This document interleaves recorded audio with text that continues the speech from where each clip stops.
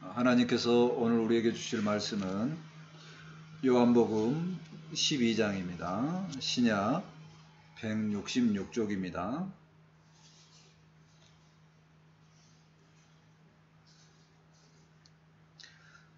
요한복음 12장 1절에서 8절까지입니다.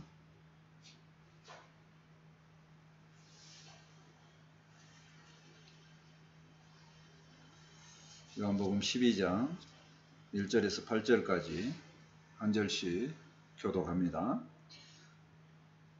6월절 열세 전에 예수께서 베다니에 이르시니 이곳은 예수께서 죽은 자 가운데서 살리신 나사로가 있는 곳이라.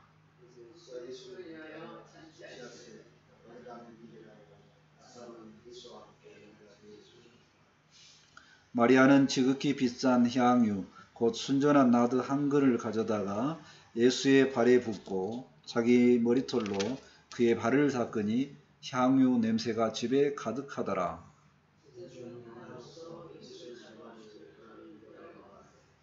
이 향유를 어찌하여 300데나리온에 팔아 가난한 자들에게 주지 아니하였느냐 하니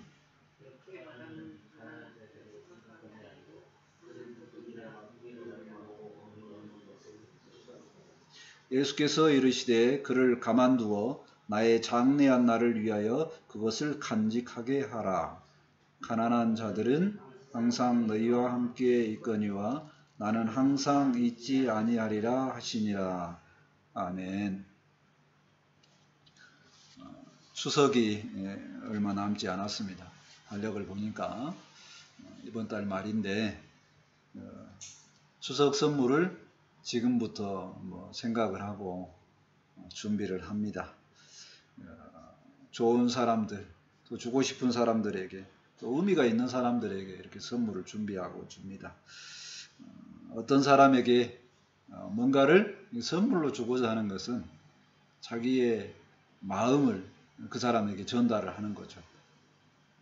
오늘 본문에서도 보면 마리아라는 사람이 있는데 예수님을 너무 좋아합니다. 자기의 모든 소유를 부어서 이제 한꺼번에 부어버리죠. 이 마음이 너무 좋으니까 좀 우리에게도 전달되었으면 좋겠다 싶습니다. 이처럼 행복한 신앙생활을 했으면 좋겠습니다. 아멘. 첫 번째, 향유를 부은 마리아를 보고자 합니다. 먼저 이제 주보를 잠깐 보면요. 왜 주보를 보자고 그러냐면 그 요한복음이 이제 12장부터 커다란 맥락이 중요도가 달라집니다. 그래서 요한복음을 다 보면 4번에 보면 개요가 있어요. 적당하니 나눠지는데 요절은 요한복음 3장 16절이 요절이고 1번부터 이제 3번까지는 이제 예수님의 공생애의 부분들을 많이 이렇게 살펴보고 있습니다. 근데 12장부터는 이제 고난주간 이렇게 써져 있습니다. 12장부터 요한복음이 끝날 때까지 엄청나게 긴 내용이 적어져 있습니다. 실제적인 활동이 자세하게 기록이 되어져 있죠. 그러니까 날짜로 보면은 실제적으로 일주일 정도밖에 안 됩니다. 예수님께서 십자가에 죽으시기 전에부터 해가지고 그 정도의 기간밖에 안 되죠. 근데 이것을 사도 요한은 아니 복음서 기자들은 다 거의 다 동일합니다. 예수님의 십자가의 죽으심 이게 가장 전하고 싶은 내용이다 이렇게 생각을 하면 좋겠다 하는 얘기입니다. 어쨌든 그 의미를 생각해보고 중요한 의미는 예수님의 죽으심의 의미다 생각해보고 이제 1절 말씀을 보시겠습니다. 6월절 엿새 전에 베다니에 이르시니 이곳은 예수께서 죽은 자 가운데서 살리신 나사로가 있는 곳이라. 6월절에 예수님께서 그 전날에 이제 돌아가시는데 십자가에 죽으시는데 그 날짜부터 이제 기록이 되어 있다 하는 얘기입니다. 6월절 엿새 전이면은요. 우리는 이제 사건의 결말을 알기 때문에 예수님께서 죽기 전 5일 전쯤이라 생각하지만 이 당시에 이 날짜 정도 되면은요. 예루살렘에 난리가 납니다. 엄청 예수님이 인기가 있는 거예요. 그 나라의 최고의 중심적인 주인공이 지금 예수님이라는 겁니다. 그리고 오늘 본문의 말씀이 끝난 것으로 바로 내용이 또 뭐에 들어가냐면 예루살렘에 예수님께서 입성을 하면 막 많은 사람도 환호하고 호산나 다윗의 자손이여 하고 막 엄청나게 환영을 하는 그런 내용으로 연결이 됩니다. 그게 6일 전이에요. 6월절 엿새 전입니다. 거기에 어디에 이르렀냐면 아직 이제 예루살렘에 도착하기 전에 베다니에 도착했다는 겁니다. 사도 요한은 베다니를 왜 기록을 하느냐면요. 다른 모든 것보다 중요한 단어, 예수께서 죽은 자 가운데서 살리신 나사로가 있는 곳이라 이렇게 베다니라는 지역을 설명을 합니다. 복음서 기자들이 예수님을 부활하신 능력의 하나님으로 설명하고 또 우리도 그걸 바라볼 수 있도록, 즉 다시 말해서 나사로를 살린 곳이니까 엄청 중요하게 생각한다는 것입니다. 사람은 각자 어떤 지역이 아주 중요한 지역이 있어요. 저 같은 경우에도 이제 목표가 중요합니다. 목표가 왜 중요하냐? 예수님을 만난 곳이니까 중요하다는 겁니다. 그렇게 각각 중요한 의미가 있다는 겁니다. 자, 거기에 베다니에서 무슨 일이 있냐면요. 2절 보실까요? 거기에 예수를 위하여 잔치할세 마르다는 일을 하고 나사로는 예수와 함께 앉은 자 중에 있더라. 거기에 잔치를 벌입니다. 여러 인물, 잔치를 하면 수많은 사람이 모일 거 아니에요. 근데 중요한 사람만 이름을 딱 거론을 하죠. 2절에. 예수님을 위한 잔치다. 예수님을 위해서 왜 잔치를 하느냐? 뭐 인기가 급상승해서 잔치를 하는지 그 내용은 중요하지 않습니다. 잔치가 중요하고요. 아마 나사로가 살아난 것에 대한 감사로 그 집에서 했지 않는가 추정하는데 어쨌든 그 집안의 사람들이 중요하다는 겁니다. 자, 잔치를 하는데요. 언니 마르다는 뭐를 하고 있냐면 일을 합니다. 많은 사람이 중요한 사람에게 감사하는 표현으로 뭐를 하냐면 그 사람을 위해서 이렇게 일을 하는 경우 있어요. 교회에서도요. 하나님이 너무 좋아서 일을 많이 하는 사람이 있다 그겁니다. 또 나사로는 뭐를 합니까? 아무 일을 하지 않고 예수와 함께 앉은 자 중에 있더라. 일을 안 하고 예수님 옆에 딱 앉아 있어요. 그게 좋아. 예수님이 좋으니까 예수님 옆에 앉아 있습니다. 그러니까 교회도 보면 구원받는 것이 너무 좋은데 그 이후로 일 봉사는 별로 안 하고 주로 성경만 보고 찬송만 하고 막 이런 사람들이 있다는 겁니다. 교회 일이 맨 성경만 보는 일 하는 사람이 있고 맨 찬송만 하는 사람이 있더라는, 각자 여러 모양이죠. 자, 3절을 계속 봅니다. 3절. 마리아는 지극히 비싼 향유 곧 순전한 나드 한 근을 가져다가 예수의 발에 붓고 자기 머리털로 그 발을 닦으니 향유 냄새가 집에 가득하더라. 자, 요거는 개인적인 감사 표현이지만 사건입니다.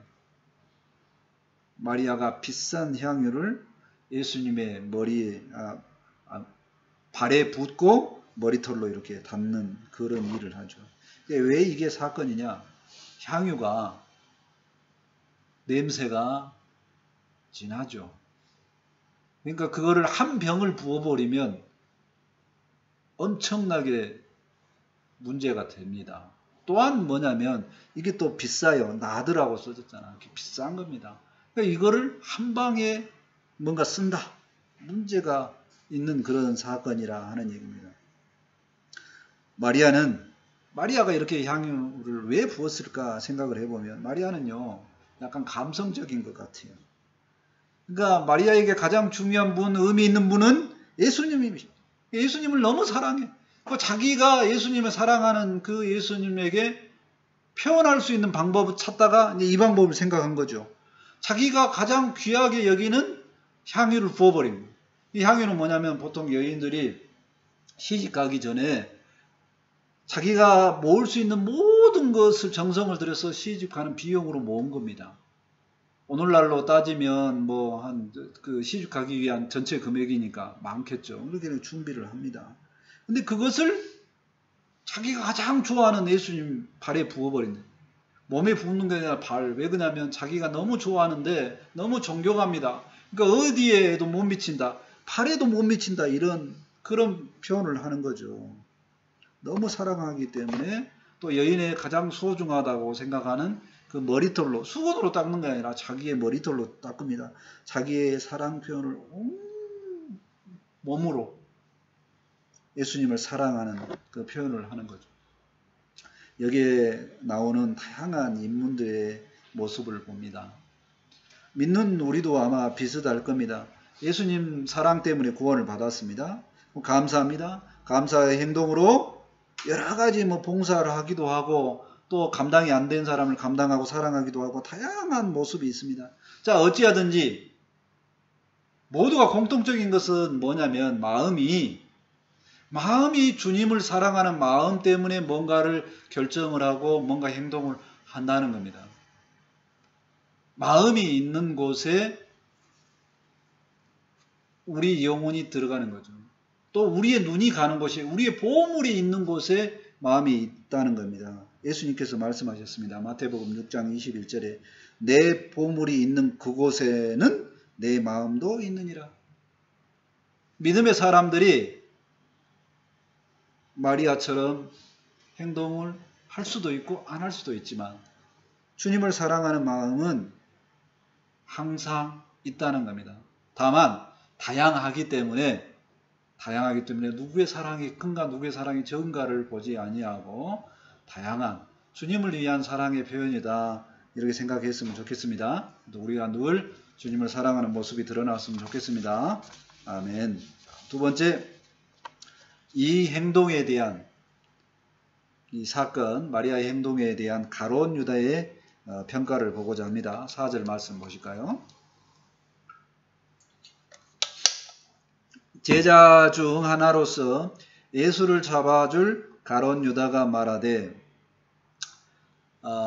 요한복음은 누가 썼다고요? 사도 요한이 썼다고 그랬죠. 사도 요한도 가룟 유다와 같은 제자 중에 한 명입니다. 그 가룟 유다를 설명을 합니다. 요한복음이 좀 어려운 이유는 다른 복음서에 비교해서 좀 설명이 들어가기 때문에 더 어려워요. 가룟 유다를 예수를 잡아줄 자라고 이렇게 기록을 하고 있습니다. 예수님을 잡아서 배신할 자라고 이렇게 표현을 하고 있죠. 5절 말씀을 계속 봅니다. 이 향유를 어찌하여 300데나리온에 팔아 가난한 자들에게 주지 아니하였느냐 하니. 사건이 일어났습니다. 마리아가 향유를 허비를 했다고 판단을 하고 가룟 유다가 야 이게 이렇게 잘못했다 허비했다 이렇게 책망하는 거죠. 그 귀한 거를 어떻게 해. 이거 잘 팔아서 이렇게 한 번에 쓸 거면 그것을 팔아서 가난한 자들에게 잘 써야지 그렇게 허비하면 되겠느냐 하는 얘기입니다. 가룟 유다의 말은 굉장히 합리적인 말인 것처럼 들립니다. 합당한 데 써야죠. 물질을 합당한 데 써야 돼요. 그렇게 허비하면 되겠습니까? 합당한 사람에게 써야 되지 않느냐. 괜찮은 말인 것 같습니다. 또 가룟 유다는 그럼 왜 그런 생각을 하느냐? 가룟 유다에게 의미 있는 거는요. 물질적 계산입니다. 향유의 가격도 딱 보면 보자마자 알아요. 나는 모르는데 그는 알아요. 300데나리온에 그 딱 보니까 그 정도 가격이라는 거예요. 가룟 유다의 마음은 세상의 경제에 있습니다. 그러니까 딱 보면 가격을 아는 거고 경제에 미뤄봐서 마리아가 한 행동이 잘못했다고 하는 얘기입니다. 오늘날에도 똑같습니다. 교회에서 하는 행위들, 복지와 관련된 얘기도 마찬가지입니다. 이거 왜 허비하냐? 라고 이야기를 합니다. 왜 허비하냐? 사실은 허비한 것이 아니고 마음이 가는 곳에 사용되는 것이고 가장 중요한 생명을 살리는 역사에 쓰이는 경우가 많다는 겁니다. 많은 사람들은 그 가난한 자, 어차피 그래도 힘들고 어차피 그래도 잘못하면 자살도 하기도 하고 그런 사람들 뭐하러 돈 무냐 하는 차라리 살만한 사람이 더 풍요하게 살지. 합리적으로 들릴 수도 있거든요. 근데 그게 아니고 생명을 살리는 것이 허비한 것처럼 느껴지는 그 역사에 중요할 수도 있다는 얘기입니다. 가룟 유다의 경제성이 세상 살아가는데 합리적일 수도 있습니다. 그러나 그게 다는 아니라는 겁니다. 사도 요한은 그 가룟 유다를 이렇게 평가를 합니다. 6절 말씀 보실까요? 이렇게 말하면 가난한 자들을 생각함이 아니요 그는 도둑이라 돈기를 맞고 거기 넣는 것을 훔쳐갑니다. 가난한 자들에게 팔아 뭐하라고 말하는데 원래 그런 사람 아니라는 얘기입니다. 그 사람은 가난한 자들 생각도 안 하고 사랑도 없고요. 심하게 표현해서 그는 도둑놈이라 이렇게 이야기합니다. 자, 사도 요한이 가룟 유다를 평가하는 내용들을 살펴보면요. 첫 번째는 뭐냐면 그는 가난한 사람들을 생각하지 않는다고 말합니다. 아니, 본인도 아닌데 어떻게 그 생각을 했는지 안 했는지 몰라? 이 표현은 뭐냐면 그 사람을 살펴보니 그 사람은 가난한 사람 생각 안 하는 사람이라는 거예요. 오늘날로 따지면 이거죠. 국회의원들이 항상 그럽니다. 국민에게 물어봐야 된다고, 국민을 위해서 일한다고 근데 우리가 10년 동안 20년 수십 년들 국회의원 하는 짓을 보니까 저 사람도 국민을 위해서 일한 것 같지가 않아. 이런 거죠. 가룟 유다 동료로서 쭉 보니까 가난한 사람들은 한다고 말을 하지만 가난한 사람들 위해서 안 산다. 그런 겁니다. 많은 사람들은요. 처음에 만났을 때는 입에 나온 말로 그 사람을 판단을 합니다. 그러나 나중에는 말로 판단 안 합니다. 행동으로 판단합니다. 그런 거죠. 또 이 사도 요한이 가룟 유다를 도둑이라고 딱 이렇게 하는 거는 뭐냐? 정말로 물질적인 그 생각만 하고 있는 게 주님과 거리가 먼 사람이다. 이렇게 이야기를 하는 거죠. 본인이 가룟 유다가 가난한 사람들에게 팔아서 도와주자고 하는 이 좋은 얘기, 합리적인 얘기를 했지만은 결국엔 뭐냐면 사도 요한이 봤을 때는 그 합리적인 그 얘기가 가룟 유다를 판단하는 기준이 되었다는 겁니다. 그러니까 남을 많이 판단하고 남을 많이 비판하면 그게 결국엔 돌아옵니다. 돌아와서 그 사람 판단 기준이 되죠. 그래서 가룟 유다처럼 우리는 성경 본문을 다 알기 때문에 그렇게 살지 말자라고 하는 경우가 많은데 오늘 본문만 갖고는 뭐를 얘기하냐면 비판하고 판단하지 말자는 얘기입니다. 경제적으로 합리적으로만 생각하지 말자는 겁니다. 그 사람이 왜 그 행동을 했는가 알아주고 감당을 해주자 하는 얘기입니다. 이런 면에서 판단하고 비판하는 면에서 예수님이 지혜로운 말을 합니다. 마태복음 7장에 너희는 비판하는 그 비판으로 너희가 비판을 받을 것이요 너희가 헤아리는 그 헤아림으로 너희가 헤아림을 받을 것이니라. 그러므로 남을 비판하지 말라 하십니다. 우리가 남을 비판하기보다 오히려 남을 잘 이해하고 감당하고 그랬으면 좋겠습니다. 아멘. 세 번째로 마리아의 행동에 대해서 예수님께서 어떻게 평가하셨는가 내용을 살펴보고자 합니다. 7절 말씀 보실까요?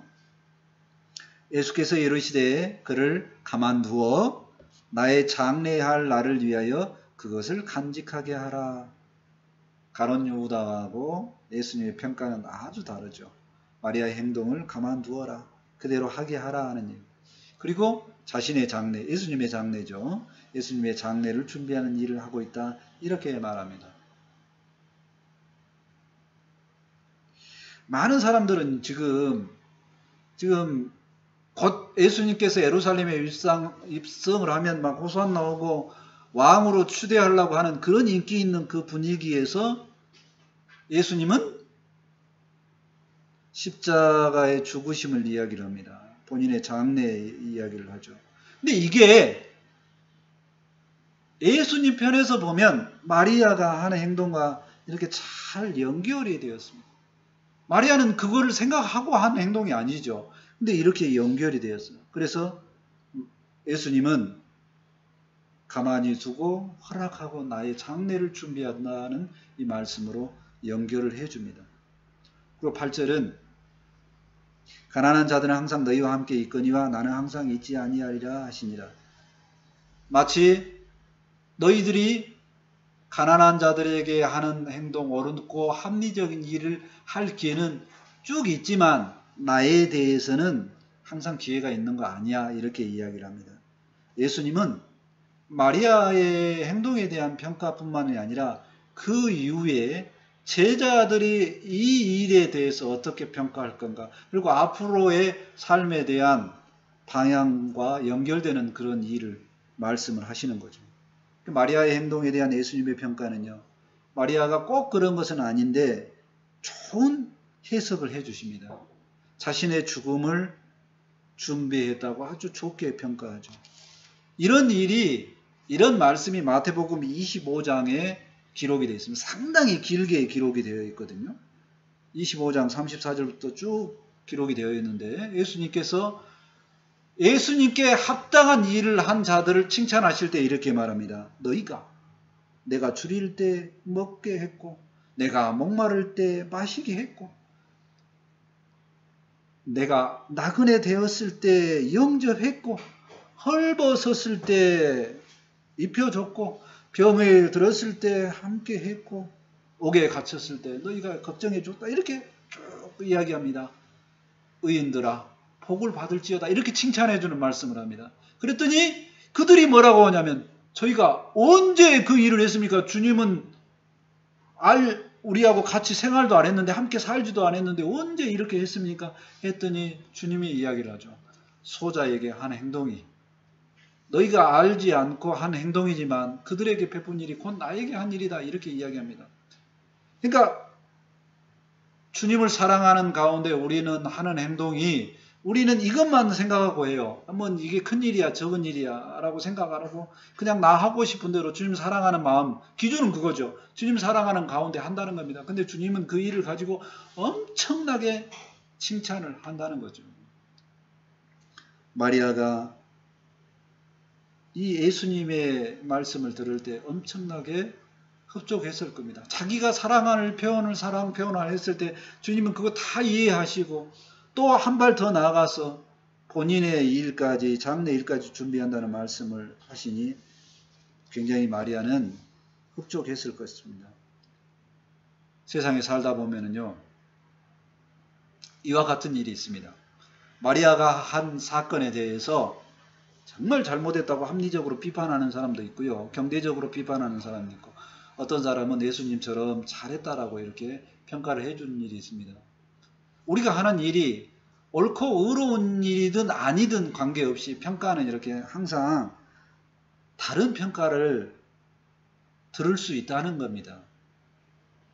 세상은 그렇다는 거예요. 삶은 그렇다는 겁니다. 그러니까 남의 평가에 대해서 너무나 기죽거나 너무나 힘들거나 그렇게 할 필요는 없다는 겁니다. 그리고 조금 더 한 발 더 심하게 나가면은요, 세상 사람들은 교회 이름으로 결구하는 일들을 다 싫어합니다. 좋은 일, 나쁜 일을 가리지 않고 다 싫어해요.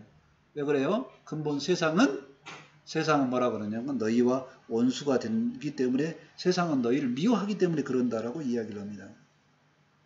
그래서 주님은 그렇게 이야기를 합니다. 마리아를 쭉 영접하면서 우리에게 동일하게 이야기를 합니다. 동일하게. 세상은 혹독한 판단을 할 수 있어. 혹독한 평가를 할 수 있어.